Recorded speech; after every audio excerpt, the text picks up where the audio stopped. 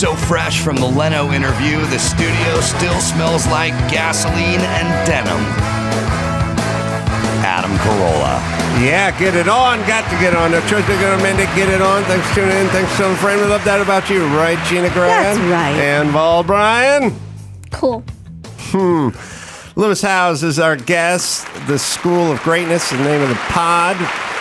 He's an athlete and played at very high levels, including arena ball, but All-American college as well. And we'll talk about that, motivation and inspiration. Leno's coming up next. Did over an hour with him, and you will learn things about that event that will blow you away. You'll go, oh, I didn't hear. You'll have less trust in the news and its reporting after hearing Jay explain some of the details of catching on fire. He did it on purpose for the chemical peel. That's right. He was protesting the Vietnam War. That's right. So, Brian, Lewis, good to see you, by the way. Good to see you, man. Thanks for having me. My pleasure. Brian, just out of the gate, has a story, a question. No, I was on Lewis's podcast, The School of Greatness, 8 years ago when my book came out to promote the book. Lewis has obviously gone on to bigger and better things, but at the time he was slumming it with guests like me, and I came in and talked about the book. I was so impressed with Lewis as a host and just as a person. He really, now, Lewis, you got to tell me if you, first of all, you got to remember, but did you read my book? Because you had like serious questions about the book, or did you farm it out to the producer who read the book? I probably then read the book, but now I'm doing like 3 episodes a week, so I'm more skimming and getting the research like the hour brief before, as opposed to. And I'm a very slow reader, being dyslexic, so it just takes a long time. But I think that was my first or second year podcasting, so I was like, I want to make sure I do the over prepare for everyone, Yeah, Lewis was a great interviewer, just a substantial guy. I did a number of podcasts to promote the book, and some were fun, some were whatever. And yours was one of the better ones I went on at the time. Your fun story, your, I believe, producer at the time. You have to fill in the blanks where I forget. It was a young lady who was either producer or assistant.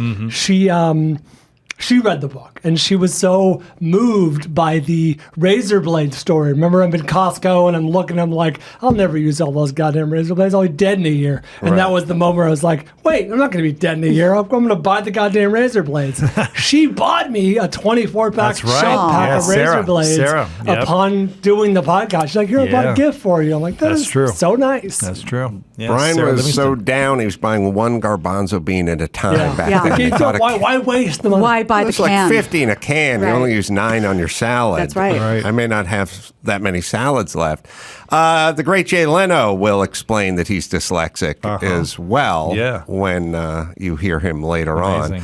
Maybe, look, between Tom Cruise and Stephen A. Smith, I was just talking to, and yourself and the great Jay Leno, maybe this dyslexia is some sort of blessing that shows up as a curse. Maybe you get better at talking than you do at reading.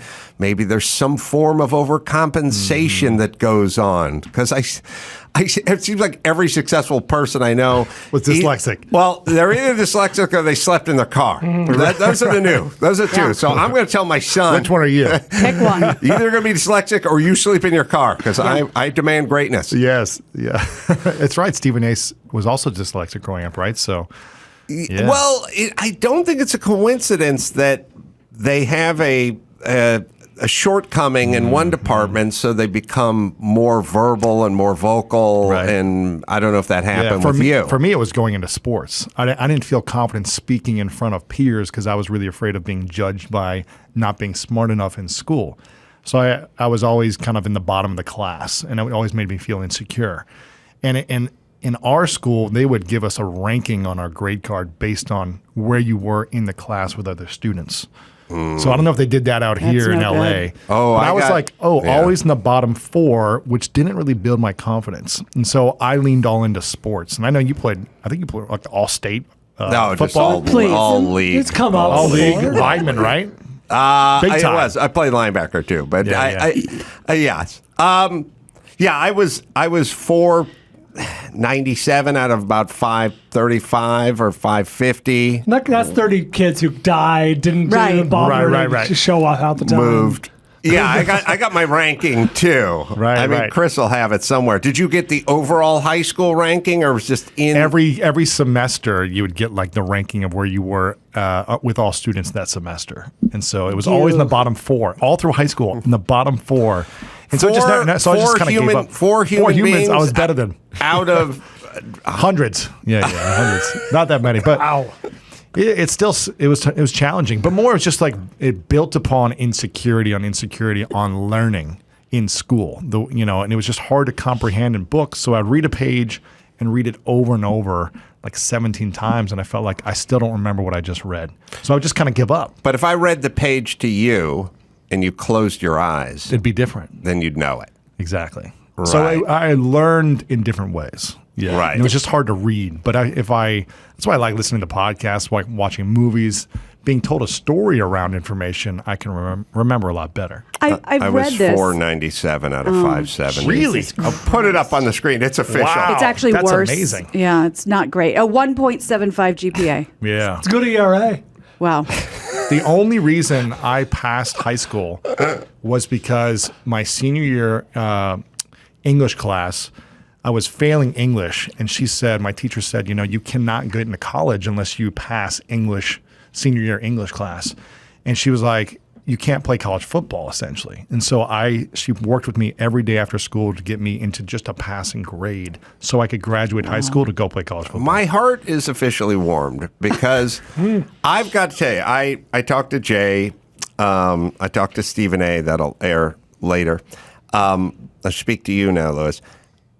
Each one told me a story about some teacher pulling them aside and saying, okay, you're bad at this, but I think you're good at that, and I can help. Right. And we always talk about everyone falling through the cracks and whatever, and I missed that day. I was probably absent the day someone was going to tell me that I had some gift, that some potential that was unrealized. But I'm now 3 for 3. It's literally 3 guests in a row, all dyslexic, and all had somebody pull them aside and say, I think I can help you. Yeah. It was a gift. I mean... And then why isn't there more of that? Or is it going on and it just doesn't feel like it? It's interesting because there's people that I see in my I guess, I don't know, sphere that are doing good things, but I see are also struggling in certain ways. And I try to reach out to people, whether it be through a text or a phone call, and say, hey, here's some things that I see that's in you. All you got to do is start really taking action here. I'm happy to support you. And it feels like they don't want to take action on it. So maybe there are people that were reaching out to them, but they just didn't have the courage to show up. This is an interesting and scary hypothesis. And then you stop offering your service to be of value and help people if people don't take it.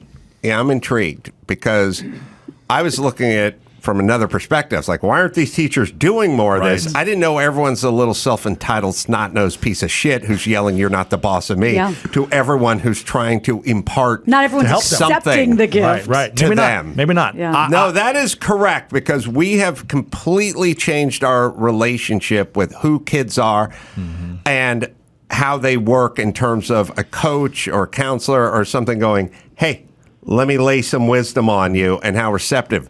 When I was growing up, you didn't have a choice. If somebody pulled you aside and said, I'm going to tell you something, and they were taller than you, you had to listen. Yeah. It's just a waste of my time. You know what? I was thinking about this. You guys tell me if you dig on this or not.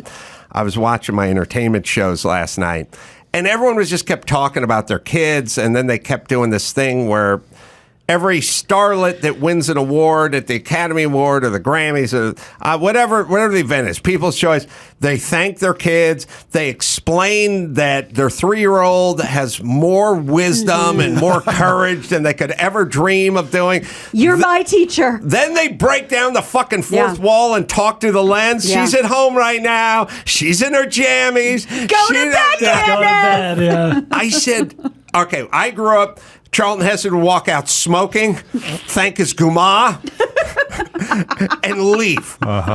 Nobody thanked their fucking kids. I didn't know if John Wayne had a kid or not. He thanked the Academy. Yeah. This is a new thing. And it's got to be up 10,000%. The weaving, every sit-down interview with the new mom, it's always, they're talking about their kids. The lessons they're learning from their kids. I'm learning so much from the kid, from the person who shits himself in his underoos. I've learned some valuable wisdom from the guy who's currently shitting on himself. Okay.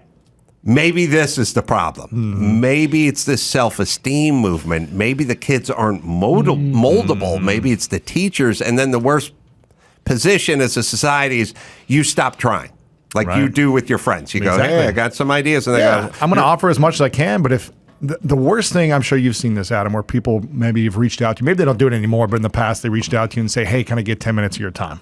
Can I ask you for some advice? I'm sure it's happened a lot in your career. Money, but stages, replace advice for money in 15 minutes. Exactly. But whenever that happens, it's the worst thing for me. When I used to do that 15 years ago when I was broke, trying to figure out life, and I was reaching out to a bunch of successful wannabe mentors that I wanted them to be my mentors, I would ask them, tell me what to do, and I would do everything in my power to do it 110% for months, and then I'd come back and report to them and say, this is what I did. This is what I did. This is the results I got. This is the challenges I faced. But I didn't want to go back to them until I showed them that I valued their opinion, their time.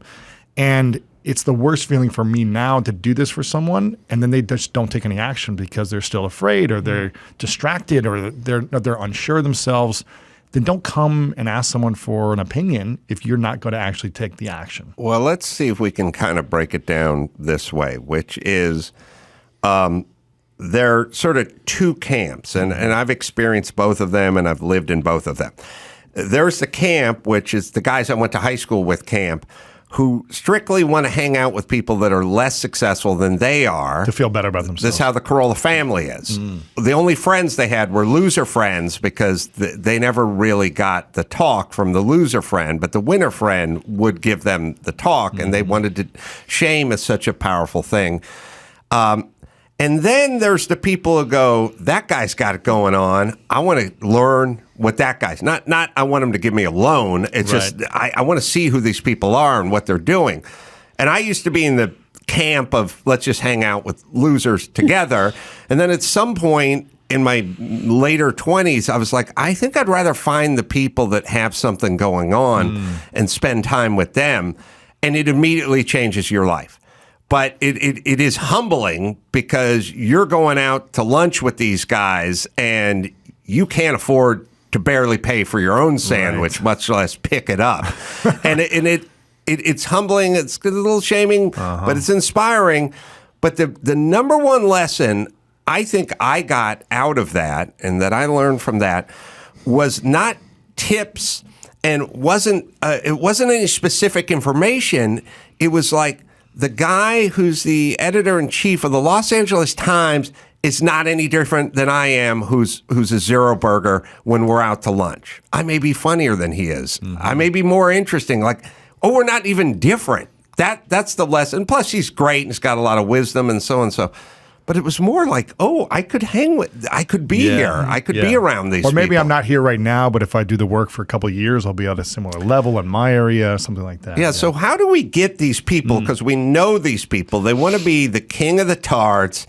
They want to be the richest poor guy on the planet, and they just hang with those people. And you will see them vetting people. Oh, yeah. And anyone ever pushes back on them or anything, they're out of that circle. And then there's the other ones that just go, I want to be exposed to everyone who's successful. Yeah. I mean, I just think people need to fail miserably over and over again until they realize, okay, I need support in some areas. You know, what's your bottom? Yeah, I think you just got to feel either humiliation or just it's not working, or you've got struggling relationships or your health. Something's got to happen. Hopefully it doesn't go that far. But if you're not willing to take the support or guidance or coaching from others, I feel like it's going to be harder. You know, Stephen A. was talking about Kobe before. When Kobe was at the top, he didn't say, I've got it figured out now. I don't need any more coaching. I don't need any more team or support. I can do this all on my own. I can get better alone. He said, how can I go find better coaches, hire better trainers to support me to the next level and sustaining greatness? So for me, I'm always looking for people that are way smarter, way more talented, better leaders and who can execute better in every area of life to support me in improving my life. Well, you come to the right place. Yeah. Glad you're here. Gina? Yeah, I think there's a dirty little secret that we might be missing that from people, I'm saying this anecdotally, think about anyone who's come to you that this might apply to. One reason why I believe that people come to you looking for advice, you bestow all this wisdom on this and they disappear, is because they weren't really asking for advice. They were asking for a fast track. They said, you did it. I don't really care how you did it, but can you do it for me? And that's not the answer you're giving them. You're giving them some sage wisdom and they go, oh, fuck you. Right. So I think that's also part of it. Right. People want the easy out. Right. You know what's a cousin of that is people come to you under the guise of advice and they really want confirmation. Yeah, they're that like, too. Hey, Yeah. the subtext is, hey, I'm doing this right, aren't I? When Right. in fact it's like, no, you're not. You need to like change course. All right. Another subject. I don't know why. Popped into my head. I've driven all L.A., Malibu, where I live, La Cañada, Malibu, probably highest per capita Tesla owners. If you were just to be hit by a random car in my neighborhood, it would most likely be a Tesla. Sure. Never seen a green Tesla. And green is kind of the deal, right? Seen a lot of Teslas where they're kind of bragging about, I plug mine in and, whatever. Yeah. They're down with the Go movement. green. Fucking car doesn't come in green. Oh, if wow. it does, nobody's bought it. Yeah. I see a lot of Jags and Aston Martins. I'll see. Why I saw is that? I Range Rovers in I saw green. Range Rovers all the time. I saw BMW while I was driving. While I was thinking about Teslas in Wow. their color. Interesting. And by the way, that's more than just a random color. That's their way of life. It's Right. the This This is green why you movement. paid the big bucks, my friend. Who else was thinking this? Even ironically, the Nissan all-electric Leaf. Never seen it green. I've never seen a Prius. They have a weird Interesting. aqua Wow. thing, but they don't have green like a British racing leafy green. Now, I would think that would be. They offer Not a even sequoia green. If you look metallic. very closely and you put it next to black, it doesn't look might look green. green. Yeah. Well, does not look, look green. this is But not. that's an option that we That's don't an see. option. We I don't see see. black number one, which is kind of a sooty, carbony thing. Number White- one's black, white by white, far, yeah. Wow. white, All day. black, occasionally blue, occasionally red, occasionally silver. Never see the green. Yeah, no brown either. No colors found in nature. I can't find a Prius that's green. I can't find Wow. anything that's electric that just goes green. We are the color of nature. Go green. Doesn't exist. Yeah. I have a blue Tesla, actually. Thank Damn. you. You know? For my point. Now you're going green, but you're not Yes. going green. Yes, I'm not all green. You're not all green. You haven't But I'm gone green, green, but you're yes. going green.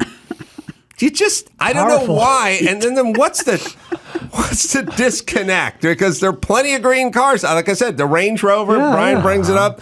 Plenty of green ones out there. Green, ironically, must not be the color of luxury. You know? But it is, though. But with the Jaguars Range- That's what I'm and saying. the Aston Martins. Ironically, It's of new luxury. I think Futuristic. you know what I think a lot of it is? I think of a lot of it is a monkey see, monkey do, which is like they were doing some stuff on the freeway the other day, and we all got off on Western Boulevard or Victory or whatever it is, and there were 23 cars lined up in the left lane and the right lane that you could turn left out of. Nobody was in it. They all just stacked up, and I just went right to the front of the line, and I realized people slide in. Yeah. People must be walking around going, I like that Tesla, it's black. I like that Tesla, it's white. And then go, I'm going to get me a Tesla. If one brave, rich person from either Malibu or the La Cañada Flint Ridge area would just buy a Kelly Green Prius. Kelly Green. Kelly. Wow. Kelly Green. Special order. British Racing Green. A green either Prius or Tesla. I think the rest of the world would follow. I'm not sure if they even offer green Tesla, do they? I don't even know They if that's had it up there. That was Tesla? that was But as that's close like to green as they could get. Yeah, but if it's not a strong enough color, like bold enough, you're probably just going to choose what is the standard that they're promoting Right. on their homepage. You're going to see 3 options on their homepage. You're going to pick one of those probably. Well, Adam, you need to get a custom green Tesla, is what I'm hearing. Wrap that shit. Yeah. Be the leader, you know? Yeah. Yeah. Set the example. I think I've the painted pack. myself into There a you go. green corner Yeah. here with Kelly Green paint. Yeah, I don't know. Just a weird thought. ironically. What's the weirdest thought you've had all year? Oh, Jesus Christ. We don't have this kind of If time. you have one, This whole the fucking weirdest show thought is weird thoughts. all year, but at the top thought. If you could just go back in your memory bank this year. Probably has to do with the Love Boat. I can only remember thoughts that are sort of recent thoughts. Like an hour ago? Goldfish style. Yeah. I was thinking, let's see, I wrote Tesla. You can't even Korea, remember Korea. your reading of thoughts. No, I write stuff down. What was the thought that you shared on the show I that had had- the craziest? Well, this is a recent thought, but not a crazy thought, which is I'm constantly amazed at our approaches to fixing problems. Like we have a homeless problem, and so we need more houses, but we don't. These people, if only we just opened up spare hotel rooms downtown, then the homeless people would have a roof over their head. Except Problem for solved. it doesn't work. And then I'll hear the same people talking about crime, and they'll be talking about poverty. There's so much poverty, there's crime, but there used to be a lot more poverty and less crime. Like it doesn't. And I grew up around poor people. Nobody thought about bashing anyone over the head and taking their chain off their neck or busting open the windows door Or stealing their dogs or Right. and I started thinking about how would you possibly solve a problem? Yeah, shooting their dog walker. How would you solve a problem like homelessness if you're fixated on homes? And how would you solve crime problems if you're fixated on poverty as a causational problem? Was causational, and then I realized, you could never fix it, and that's why you just turn on the news and it seems to keep going in the wrong direction. And then I thought, why are the people in charge so fucked up on this? Yeah, if I was in politics, I'd probably be doing something different, but I have no idea. It was myself. fix it. I couldn't fix it. And that's why for me, I try to fix what I can control, which is giving people tools to fix their own life or to improve the way of thinking, their own way of acting, their behaviors, so that they can create something better for their own life, for their families, for their friends, and empowering individuals to learn. So, are we in danger? I'm worried that we're going to have. I mean, California is filled with billionaires and people living way under the poverty line, and ultimate fitness people and morbidly obese people. It's full of Priuses and Jeeps, essentially. Extreme. Like I'm worried that Green Jeeps. like the people that you're talking about do get so much out of this, but it's not really the crew that needs it. The crew that needs it are the ones that are languishing and overweight and can't get out of their own way. And the challenge is it's really hard to improve when life is good or bad. It's really hard to improve when life is either good or bad. You only really want to improve if you're catastrophically bad, if you feel like you've hit rock bottom or even worse than that, because it's so painful at that point that you don't know where else to go. Or if you are an obsessive seeker of, achieving, then you're looking for improvement. So on either extreme, you're seeking, okay, I need to find some answers. I need someone to help me. I need to find I'm going to read a book. I'm going to watch a podcast or whatever it might be to get some tools to help me improve. And I think it's on either extremes. But when it's really good, that's why I see people are trapped. When it's bad, that's where I see people are trapped because they're so familiar with either being bad or good in their lives that they don't get out of it because it's not enough pain. And that's the challenge. So it's trying to reach people at all levels, but if they don't want it, it doesn't matter how much you try to help people, how much money you give them, how many tools you give them. If they don't desire growth or some type of improvement, then why are they going to take action? That's such a great notion because the first thing that jumped into my mind was you don't just see a random person living a good life being like, you know what? I think I found God. I just did. I was just going to work. And no, I was destitute. I was in pain. Yes. I was in prison. I was in a foxhole. I was anything. And I was begging for a miracle. I had a near-death experience. Right. I went bankrupt. Right. I got a divorce. Something tragic It wasn't happens. just an average Wednesday. No. And that's why, good is a trap for a lot of people. It's hard to want to grow and want to develop yourself when things are good and when it's bad. I have a friend of mine who's who's in a challenging, relationship for many years, and it's hard to get out because it's familiar. Right. And it's not bad enough yet to say, okay, I need to change it up.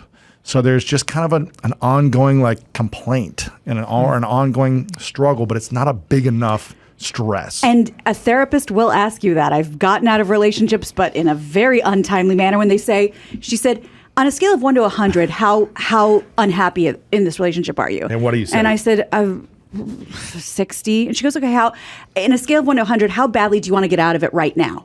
I said, I don't know. It's not good. 40. She goes, okay, well, let's work on something else. And you get back to me when it's closer to 100. Right. She's like, I'm not going to sit here and bang my head against the wall when you just told me you're not ready. Yeah. So when you're ready, we'll revisit this. Exactly. So how long do you wait until you finally, how long do you drag out a relationship until you're like, enough is enough? That's the question. How long is it for you? How's it been? Well, God willing, it's over now. In the past. You wait a year, 2 years, 3 years, 4 years. 6, 7. 6 years. When you knew 6, 7 years ago.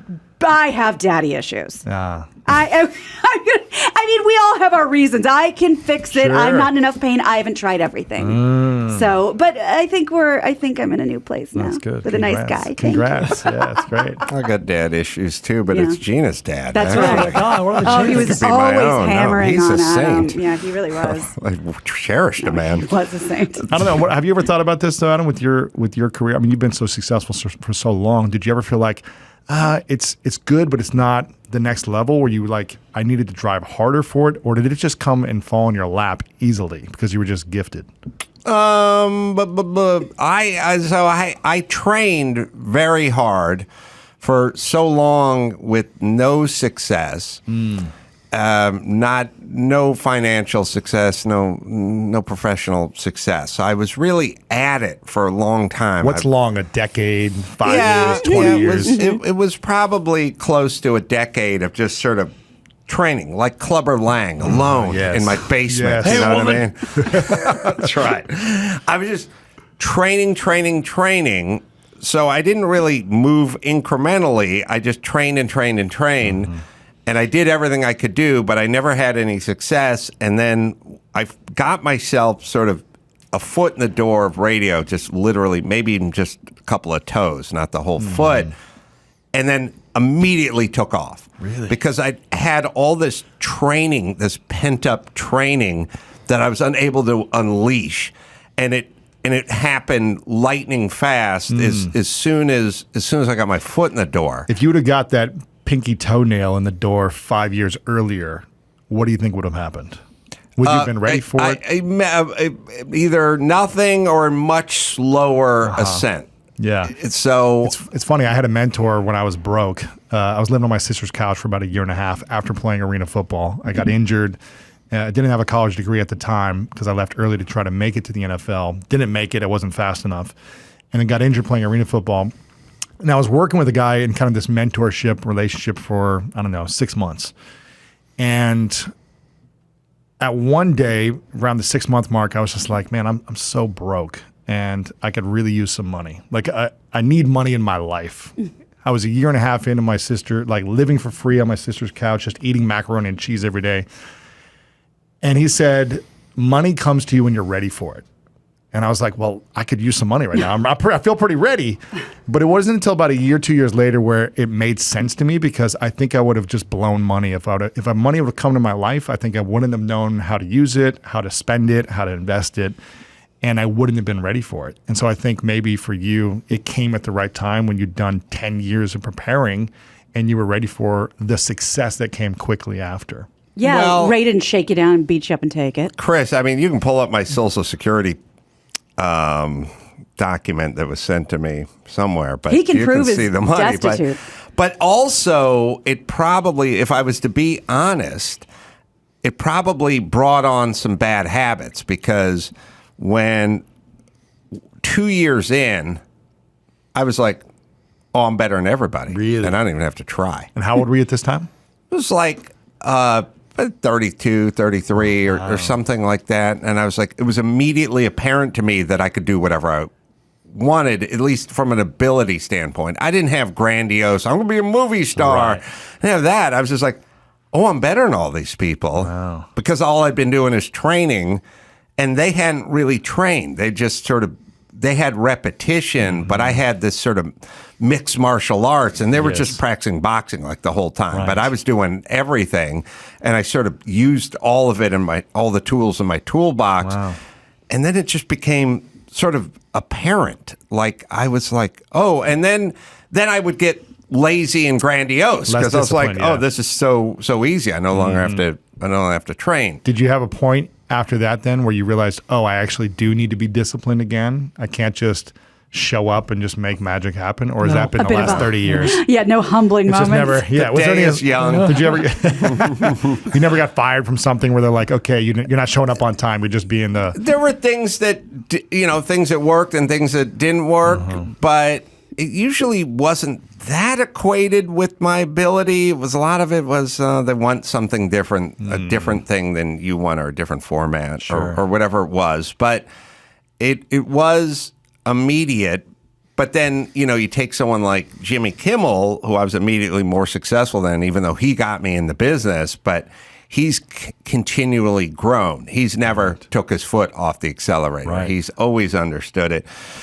He's been a machine. Let's Your earnings record at a glance. Wow. Yeah, tax. So if you look to the far right It spans category, the entire spectrum. I got I got some $2,000 years and some zeros and some There's some zeros $6,000. well into your 20s. Oh yeah, oh yeah. 94 is when I turned 30. That was a $6,000 year. 6,000. Where did that money come from? Heaven. Manna. The reason I was able to live off of $6,442 a year is because half of it was reported, and I was probably making another half under the table as a carpenter. You just give me $100, I'd come to your house. Now, here's an interesting one. 98 to 99, and then 99 to 2000. What was it like doubling your income, and then once you crossed seven figures, going down in your earnings? Did that have any emotional or psychological feelings tied to it, or nothing? No, I don't. I didn't even know it at the time. Yeah. It just meant we stopped doing Loveline on MTV or something, and I lost $250,000. There's probably the difference between like a 1-800-COLLECT commercial, going an extra 6 months or so at that time. Yeah, gotcha. Yeah, I never looked at it. Really?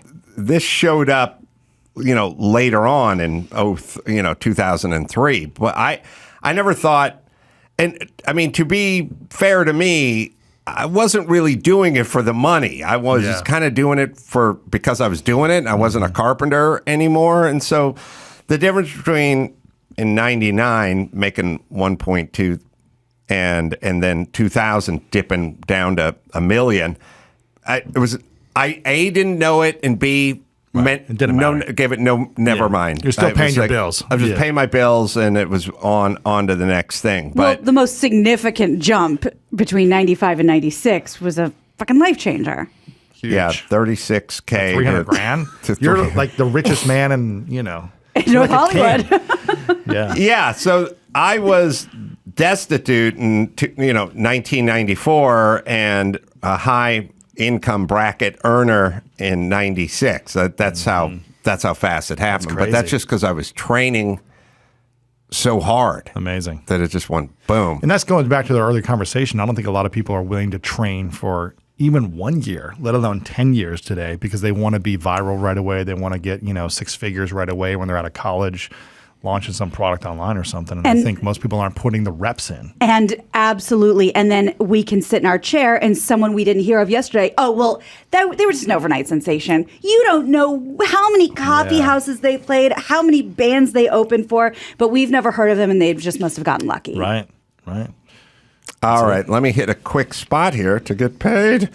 Simply Safe. Oh, home should be where your family feels safest, especially over the holidays this season. Give them the gift of protection with the #1 rated home security system. And right now, it is Simply Safe. They are offering my listeners, Adam Carolla Show listeners, 40% off a new security system. We all use it. They've been a sponsor for a million years. Stuff is sleek and it's ergonomic and peel and stick. Batteries last up to 10 years. No pulling wires.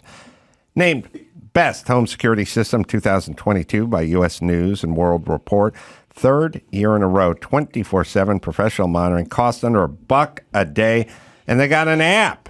That's right. You can arm or disarm, unlock your door, let a guest in from out of town, access cameras, or adjust system settings anytime, anywhere. It's Simply Safe, right, Dawson? Don't miss your chance to save big on our favorite security system. Get 40% off any new system at simplysafe.com/Adam today. That's simplysafe.com/Adam. There's no safe like Simply Safe. All right. We'll take a quick break. Louis is going to hang out with us. We'll do the news right after this. All right, should we just dive in? Yeah. Let's do it.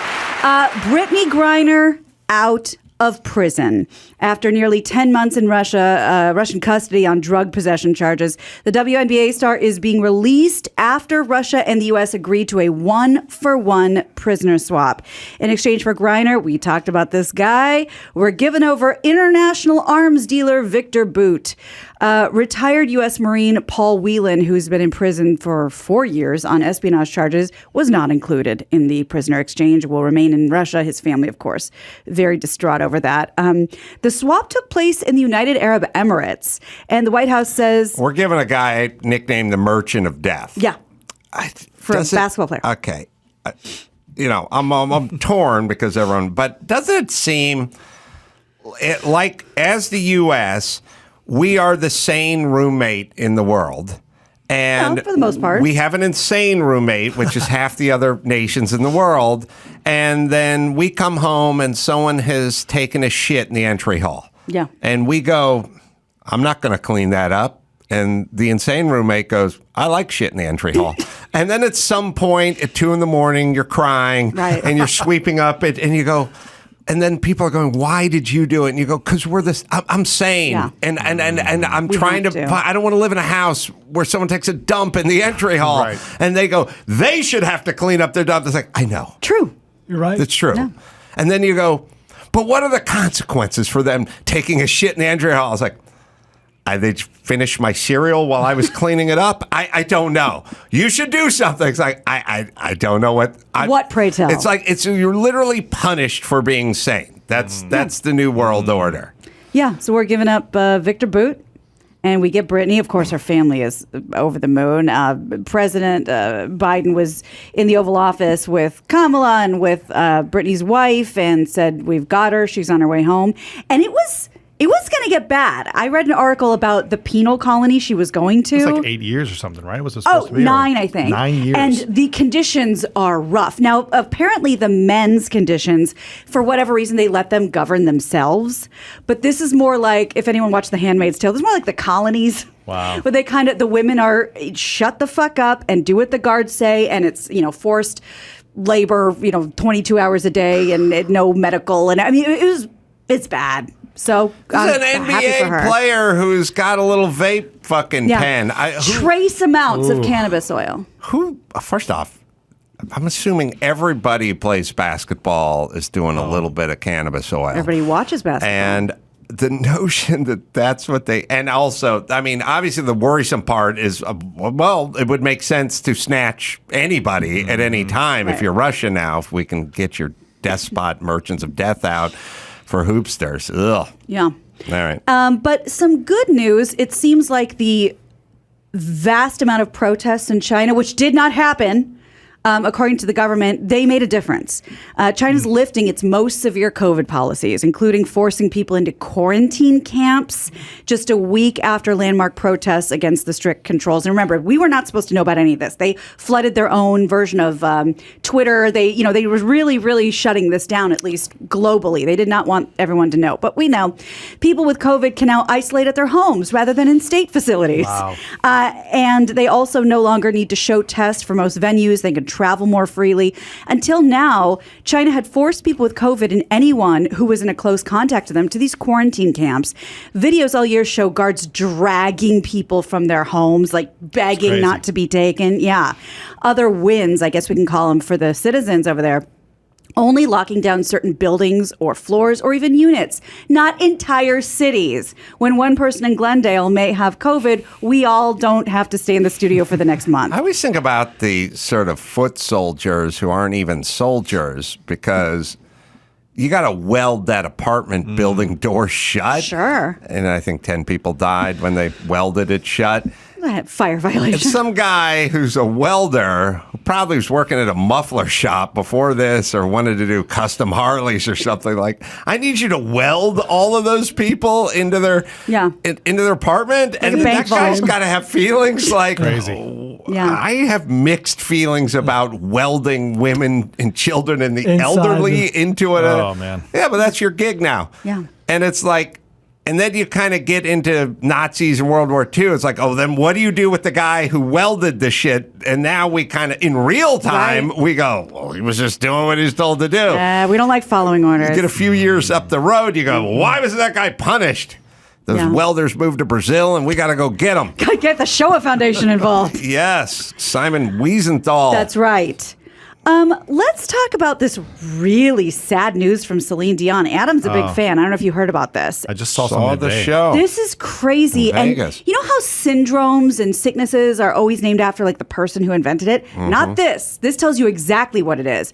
TMZ reports that Celine Dion is coping with the serious disorder that makes people, not her yet, unable to talk, unable to walk. And so she's postponing her tour. She gives this emotional video, I'll show you a part of it, where she reveals the diagnosis. It's an extremely rare neurological disorder called stiff person syndrome.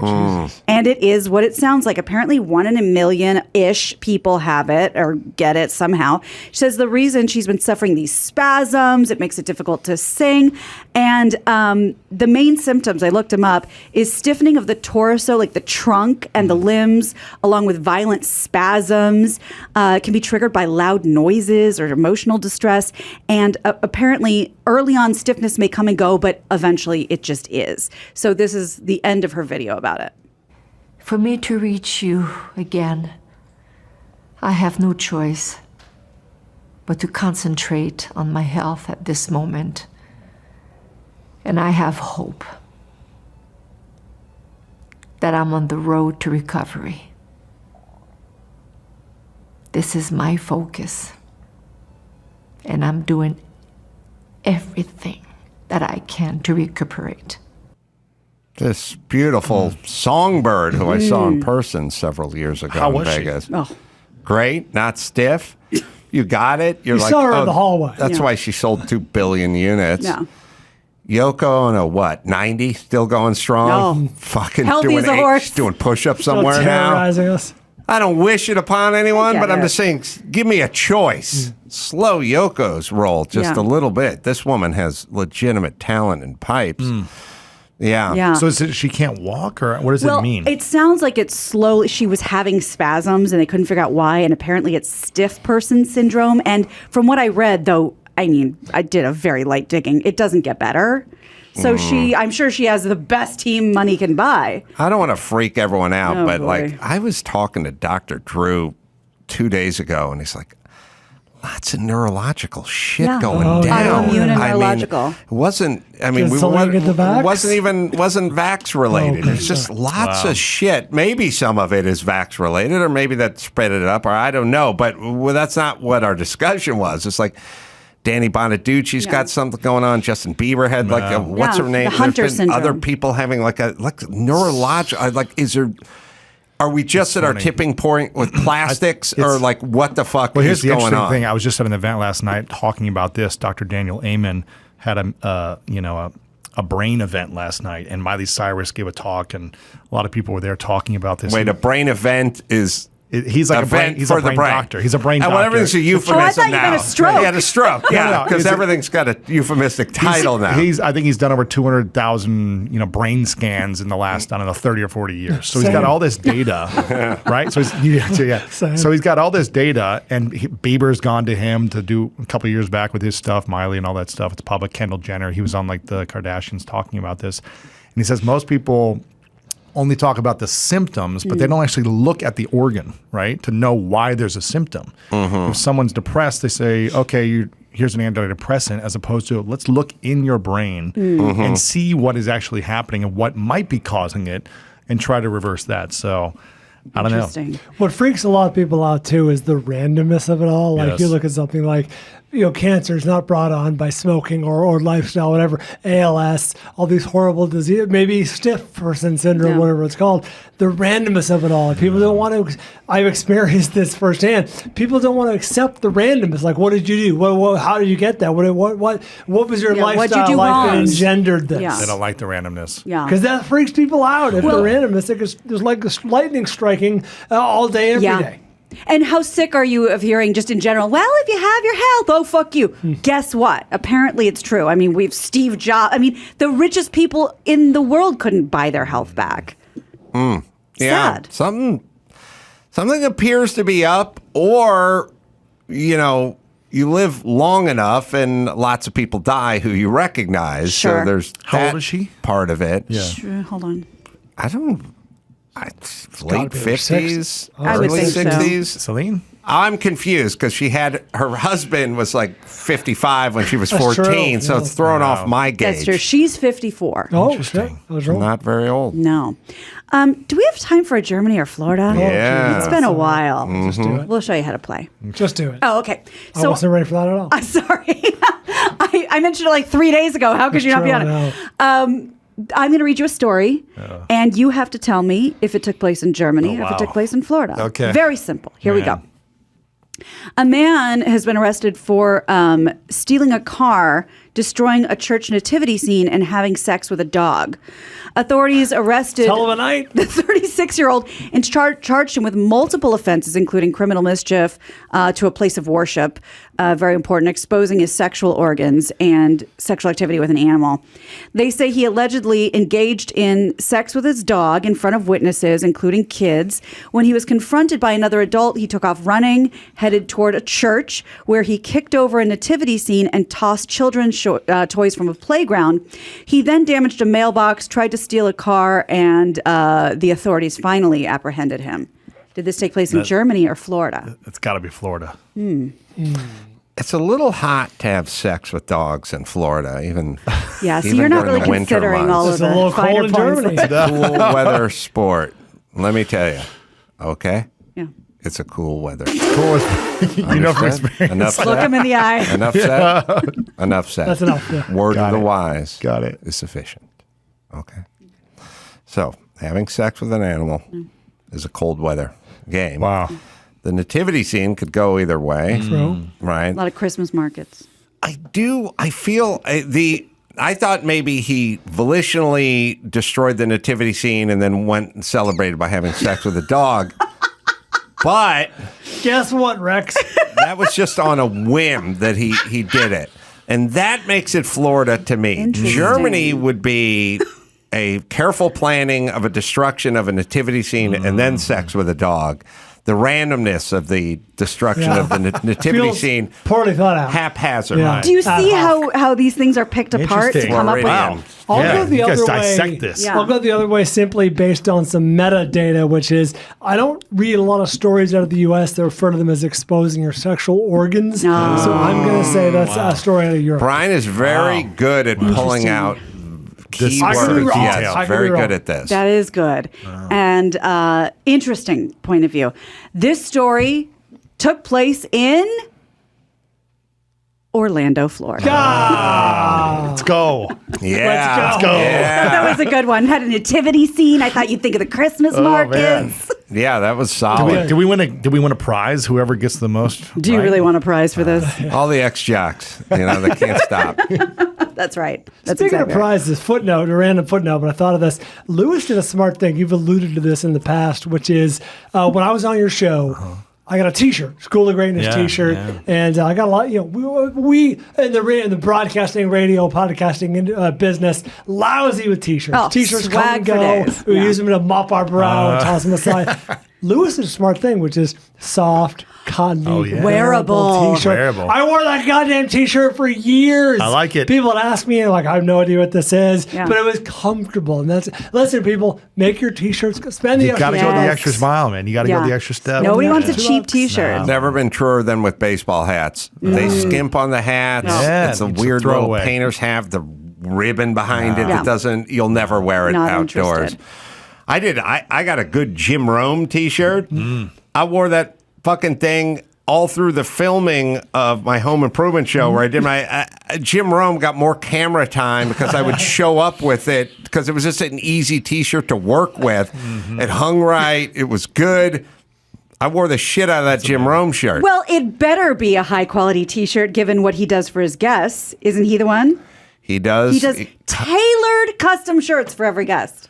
That's amazing. That's insane, right? Yeah, that's good. Yeah. Custom shirts for every guest. We do custom hoodies now. We pay like $100 to make a custom hoodie, but it's not too fit Is there a each guy person. there with measuring There's not tape? that. No, but we have like, someone hand sewed these in LA to make them like really high premium quality, That's very unique. cool. You can't just go buy it on some whatever swag site, No, Yeah. That's very cool. But it's not like, oh, we know your sizes. We're going to make this perfect for you. Sir, if you'll Yeah. step up on this podium for us. That's cool, though. That's a good touch. We should do a version of that where we never deliver them the shirt, Chris. yeah. We just go down to Home Depot, get a Hispanic guy in the parking lot, put a bow tie on him. Yeah. We'll give him he knows his way around a measuring tape. We'll give him the cloth measuring You wear it tape. around your neck, you look official. We'll do the whole thing. Get him some pins Get and a initials. pincushion. We'll just get those fabric swatch A thing. little chalk. Yeah, And we'll tell yeah, them yeah. it's gonna be Safety 5 pin. to 7 weeks. Yeah. It'll show up in the mail. They're never coming back. Yeah, they'll never It's gonna- think about it again. 2 months from now, and I'll go, "Where's my fucking shirt?" And we Sir, have do you know how plausible many guests we've deniability. had Like, since then? we sent it to Got your lost in the agent. I mail. don't know. You talk to Will Morris. We Yeah. don't have your home address. It could work. Let's Yeah. get on this. That's very smart. All right, one more, Gina. All right. Grad. We talked about the word of the year with Merriam-Webster. That was gaslighting. Let's talk about Oxford's word of the year, phrase of the year that makes me feel elderly. Because I was like, oh, that's popular. Online users were asked to vote on which word or term best sums up 2022. The vote was in for Goblin mode. What? That's what I said. I heard of that. Goblin mode, it's defined as a type of behavior where you're unapologetically self-indulgent, lazy, slovenly, greedy, typically in a way that rejects social norms like, okay, I'm going to meet you guys for brunch, but I'm going goblin mode. Oh, like I'm coming in I've never heard of sweats this. or whatever. Yeah, Okay. very popular. We're apparently out of the demo. The president of Oxford says, given the year we've just experienced, Goblin mode resonates with all of us who are feeling a little overwhelmed at this point. Last year's word was vax. This year's word Goblin mode received 93% of the vote. Goblin mode. Don't know. No. Is Never that a heard British it. thing? Because it's the Oxford Must be. English Dictionary. Ask your be. children. He has teenagers. I've never heard. Nat- any of Natalia them would never go Goblin mode, and Sonny's like an elderly Jewish Right. store owner at this point from the 40s or something. He comes in the other day, sitting in my office. I almost cried. Not since he explained to me how much he hates soccer. Have I Yeah. been so moved? He just walked in and he just went, I don't like the band U2. And I said, He just "Me-" announced it? I said, yeah, me neither. And he said, why not? And I go, I don't know. There's something off. There's just something. And he goes, yeah. And I go, yeah, I know. And he goes, they're not bad. I don't like them. And I was like, and then I did. Bucka, bucka, bucka, bucka, bucka, bucka, bucka, bucka, bucka, bucka, bucka, bucka, bucka, bucka, bucka. That's you too. And he's like, yeah, don't like them. My friends want me to get into it. And I was like, no reason to. Don't like them either. And That's your boy. Good talk. yeah, good talk. Come back when you want to talk some Red Hot next time. Chili Peppers because we're going down the same road. Here, no reason to not like them. Just not into it. not into never it. was, never down. And they were as big as a band could be when Joshua Tree came out. I was like, I don't like it. Don't hate it. Recognize it. Fine. Not into it. But it's interesting that he felt this need to come in and announce that to you. He knew it would resonate in some way. Then he asked for money. Sure, of course. All right, let's bring it home. You got it. I'm Gina Grad, and that's the news. I need money in my life. Gina That was the news with Gina Grad. Well, speaking of the boy, let me tell you about electric e-bikes. Oh, man, I got to tell you, we are into these. We ride them every single week. Sunday, go watch football. Last Sunday, you guys remember, it was drizzling, kind of cold, kind of gloomy. rainy. And I said to Sonny, maybe we should drive to go watch the football game. He's like, we got to take the bike. And we hopped on those bikes. And made it. And it was cold, it was rainy, but the electric e-bikes performed flawlessly. And right now, they have a limited time. You can save up to $250 off their holiday bundle with the purchase of any 3.0 light or premium electric bike, plus 0 interest for 6 months, only available now through December 31st. Portable, works, usable. Throw it in the back. You don't need to drive a truck. You can throw it in the trunk of a car. Just fold it in half. Cover up to 45 miles on a single charge. Goes up to 28 miles an hour, which is zipping because I'm looking at the speedo when I'm going, and you're going 20. You're cooking. This is a great product and it's great. It's great fun for me and my son. Electric e-bike, right, Dawson? Start your next adventure with the electric XP 3.0 today. Order now and save up to $250 with a special holiday bundle and 0% interest for 6 months. Visit electricebikes.com to learn more. That's LECTRIC, ebikes.com. Well, I should give a plug to Lewis, the podcast, School of Greatness, wherever you find finer podcasts or better hoodies. Shoot him a tweet at Lewis House, HOWES. Thanks for joining us, Lewis. Thanks for having me. Appreciate it. Jay Leno for an in-depth interview, and that'll be right after this. Well, Jay Leno has joined us in studio. Jay Leno's Garage, of course. Never miss an episode of that. You can catch it all on his YouTube channel, Jay Leno's Garage, and shoot him a tweet at Jay Leno as well. Good to see you again, my friend. Good to see you. Good to see you. Yeah, nice to be back. So first things first, an outpouring of well-wishers after your accident. I thought it'd be like, I hope you die, Leno. No, we didn't get any of that. Actually, but everybody's very nice. I think the president reached out to you. Yeah, president called a couple of times. Yeah, that was funny. Yeah, I mean, everyone says, well, you want to die, but you want to experience your funeral because you want to see all those people saying all those nice things. I've never said that, but yeah, it was nice to see. Yes, but this was a nice test run. A nice test run. Yeah, it was great. It was great. It was actually good. It was actually good. Yeah. I was home watching all the entertainment shows and the news feeds and everything, and it was as if you were a beloved American character. Well, the funny thing, I always like Entertainment Tonight because when someone is sick or injured or killed, they always play the song slower. Yeah. Jay Leno today. Yeah,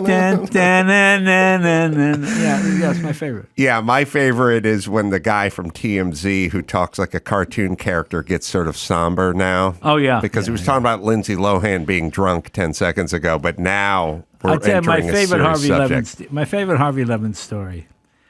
He's the TMZ guy. He used to be the courtroom guy. But he used to be on ABC News. Yeah. At 11 o'clock. He was there, Joel Grover, what do they call him there? Yeah, it was like Consumer Commander or something. So one day I'm sitting at home and I meet my buzzer. I look on the camera. Oh, it's Harvey Levin, He goes, hello, is this the home of Jay Leno? I go, well, this is Mr. Leno's housekeeper, Mrs. Hudson. How can I help you? He goes, we're doing a story on celebrities who waste water, and Mr. Leno's water bill is higher than normal. I said, Mr. Leno is very thrifty about water. He's very careful, and he makes sure all the faucets are working properly. And now we did have a leaky sprinkler system that may have contributed to it. Is Mr. Leno there? No, Mr. Leno's not here, but he gave me strict instructions. So Harvey continued to ask me these questions, right? So I go, well, thank you very much, right? So that night, I'm going to watch. So I watch an ABC News. Harvey, I'm outside the home of Jay Leno. He puts the mic next to the speaker box, and you hear, Mr. Leno is very thrifty about saving. And it says, Mrs. Hudson, voice of Mrs. Hudson, Jay Leno's housekeeper. So when I called him back, and I go, Harvey, that was me. I don't have a housekeeper. And that was very funny. I'd never heard that one before. So Jay showed me pictures at the Malibu Mart several days back, which I would just describe as a crime scene and gory and a mafia hit where they were trying to send a message. The Taglias. The pictures of your face that were just 2 weeks earlier from the time. Yeah, isn't that amazing? Amazing. We did that in 9 days. I mean, just unbelievable. So how much time in the hyperbaric chamber? About 4 hours a day. And how much Chick-fil-A could you consume from inside the hospital? That's what you had to do. It's a wonderful hospital. The food it's hospital food. But no, they were actually very good at it. Because what happened was I was working on this steam car, and the steam car is an open flame because you have a pilot. Yeah, and let's set the table. What day is it? What time is it? It's Saturday about 12:30. My friend Dave is there, and I said, shoot me a little pressure through the fuel line, see if we can clear this line, Okay. So it's nothing. I said, and all of a sudden, I just get a face full of gas, like maybe a quart. I go, and I just turn my head and I see, oh boy, because I went, Dave, I'm on fire. And he went, what? Don't get around. I go, Dave, I'm on fire. Look at me. So he looked at me and he pulled me out. And then he jumped on me, and we extinguished it. But that time, my face was pretty burned. So I said, well, let me go to the bathroom. So I go in the bathroom. I put cold water. I go, it doesn't look that bad, And he said, no, we got to call paramedic. I said, I don't want to bother them. Okay. So Burbank Fire comes over, and they go, oh, yeah, this is pretty bad. Really? Okay. I'm at Flappers tonight. I can't. No, we can't do a show. Okay. So they take me to St. John's. And then St. John says, no, you got to go to the burn center. Okay. So I go back to my garage and I drive out to the burn center. You drove yourself? I drove myself out to the burn center. And I go in, I go, hi, I'm burned. Okay, we got to admit you right now. I go, well, my wife doesn't know anything about this. Can I go home? No, you can't go home first. I go, guys, I got to go home first and then I'll come back. So I went home and I spent the night at home. You spent the first night at home? Yeah, and then that morning I drove to the burn center and checked myself in and take it from there. It's interesting. I mean, I'll say it so you don't have to, but you have a kind of stoicism, but it's not stoicism of literature. It's sort of like you think about other people first. Like your first thought is, oh, I told Flappers I was doing 20 minutes tonight. That's actually, I was doing an hour and a half, but yeah, okay. I'm trying to make you more stoic. Yeah, okay. So your first is like, I have this obligation. Well, it didn't seem that bad to me because obviously I can't see my Right, but that's part of the kind of stoicism. A lot of people would have broken down, started crying and yelling at somebody nothing worse than whiny celebrities. I agree. Believe me, people love to see rich people set on fire. There's something in... it's the kind of thing you make jokes about it. If you start going, oh, woe is me, and how painful, people go, shut up. But your next thought is about your wife, and it's going to scare her, it's going to worry her. Right. And then you have this thing that I have too, which is I'll just go home. Once if I can sleep in my own bed, I'll be fine. Exactly. Right. So I can't. Okay, let me backtrack for a second. You were sprayed with gasoline. Yeah. Was it immediately fire after that, or was there a beat or two of... Millisecond.